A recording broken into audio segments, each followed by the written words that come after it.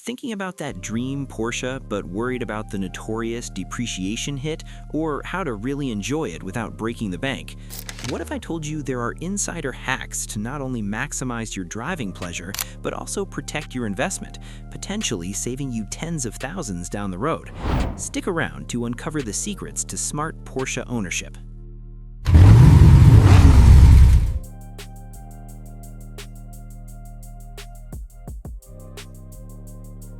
Let's start with the most important part, the buy.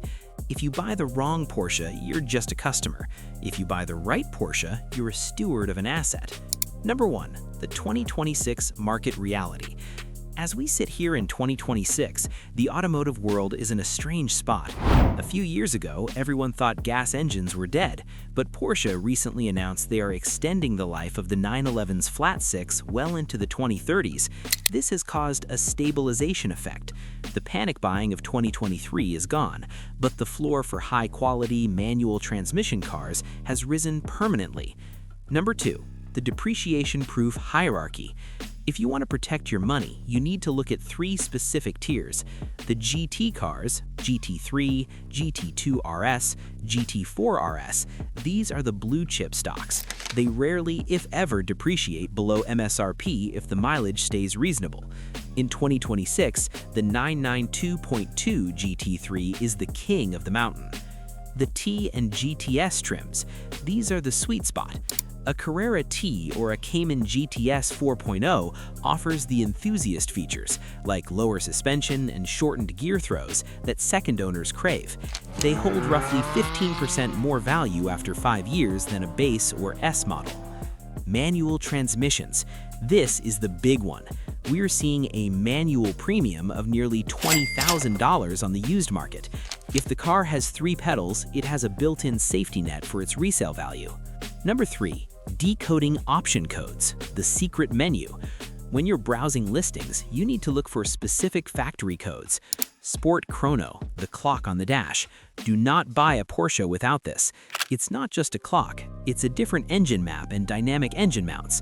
Without it, your resale value is handicapped. Carbon ceramic brakes, PCCB, these are a double-edged sword. They are incredible for performance and dust-free wheels, but if they need replacing, you're looking at a $25,000 bill. For a daily driver, stick to the big red steel brakes. The bucket seat factor. In GT cars, the carbon fiber bucket seats are worth their weight in gold. A GT3 with sofa seats is significantly harder to sell to the next enthusiast.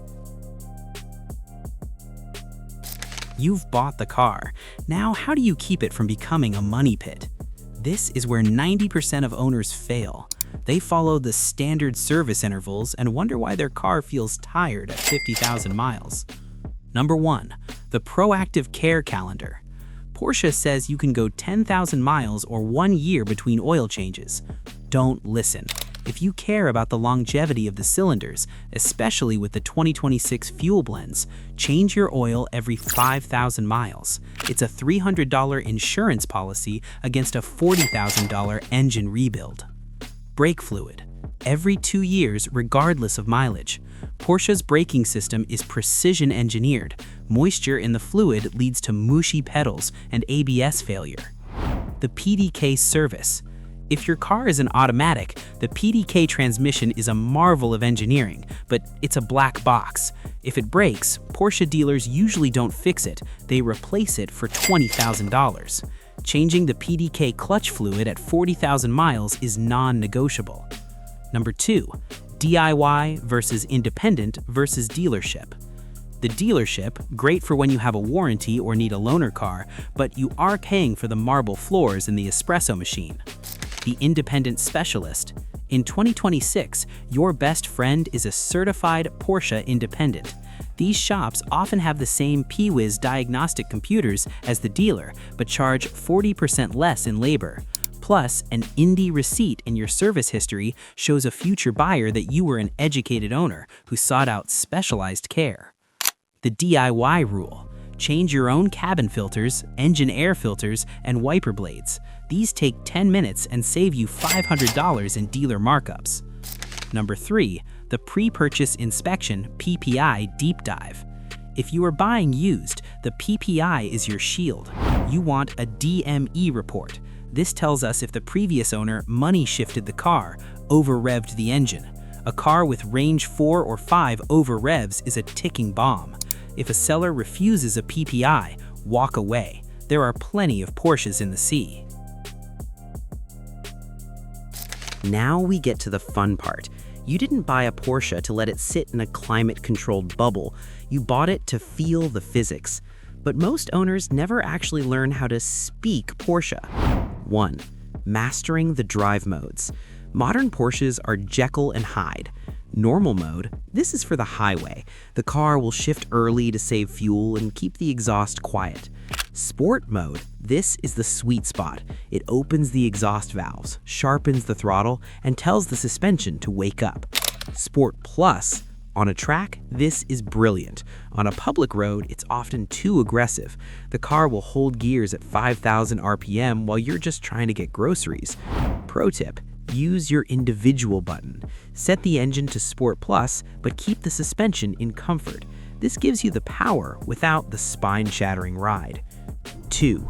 The unsung hero, tire pressure. Porsche handling is 50% suspension and 50% tires. Most people overinflate their tires. Look at the comfort pressure settings in your door jamb. Running 32 psi instead of 40 psi can completely transform the front-end grip and ride quality. And always look for the N-Spec rating. N0, N1, and A0. These tires have stiffer sidewalls, designed specifically for Porsche's unique weight distribution. 3. Track days, safe thrills. If you want to see what your car can really do, go to a track, but do it smartly. High-temp brake fluid, swap your stock fluid for something like Motul 660. It prevents the pedal from going soft after 3 laps. Cool down laps. Never pull into the pits and pull the parking brake while the brakes are hot. You will warp the rotors instantly. Drive a slow lap without touching the brakes to let the air cool them down. We all want to personalize our cars, but in the Porsche world, custom often means lower value. To keep your investment safe, you must follow the reversible rule. 1. The rule.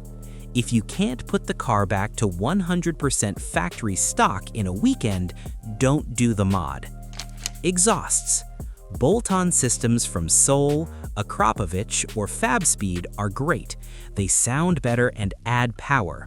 Keep your stock mufflers in the attic. A buyer will pay more if they have the option to go back to quiet. Wheels. Aftermarket wheels, like BBS or HRE, are beautiful, but keep the lobster forks or turbo twists that came with the car. 2. The performance mods that actually help resale. Numeric racing shifters. If you have a manual, the stock linkage is a bit mushy. This upgrade makes it feel like a bolt-action rifle. It's a modification that even purists love. DSC Sport V4 controller. This replaces the factory suspension computer and makes the active suspension much smarter. It's a plug-and-play box that you can unplug in 30 seconds before you sell the car. 3. Aesthetic preservation. PPF, or paint protection film. If you spend $5,000 on a full-body PPF wrap today, you will get that $5,000 back when you sell the car. In 2026, a Porsche with original paint and 0 rock chips is the ultimate selling point. Ceramic coating. It makes the car look like it's dripping wet and makes washing it a 10-minute job. It protects the aesthetic investment. Finally, let's talk about the future. We're living in a transitional era. The move to EVs is happening, but Porsche has realized that the soul of their brand is tied to the combustion engine. The EV transition. The Macan and Taycan are incredible daily drivers, but they suffer from high depreciation because tech moves fast. A gas-powered 911 or 718, however, is a legacy product. As the world goes digital, these mechanical, analog machines become more valuable. You aren't just buying a car, you're buying a ticket to a world that is slowly disappearing. Building a community. The best way to future-proof your ownership is to join the Porsche Club of America, PCA, or your local equivalent. These clubs are the best place to find honest mechanics, cheap parts, and, most importantly, your next buyer. Selling a car within the family of the club usually results in a faster sale and a higher price because the buyer knows you're an enthusiast who followed the rules we talked about today. Owning a Porsche doesn't have to be a financial burden. It's about being a smart owner. Buy the right spec, maintain it with a specialist, drive it with respect, and only make upgrades that can be undone. If you do that, you get to experience the finest automotive engineering in the world, essentially for the cost of insurance and gas. So what's holding you back? Are you looking for a 997 manual, or are you eyeing the new 992.2? Let me know in the comments below, and I'll try to help you figure out if the car you're looking at is a smart buy or a money pit. Don't forget to hit that subscribe button. We've got a deep dive on the Ferrari Rosso garage market coming up next week, and you won't want to miss it. Thanks for watching. Now, get out there and drive.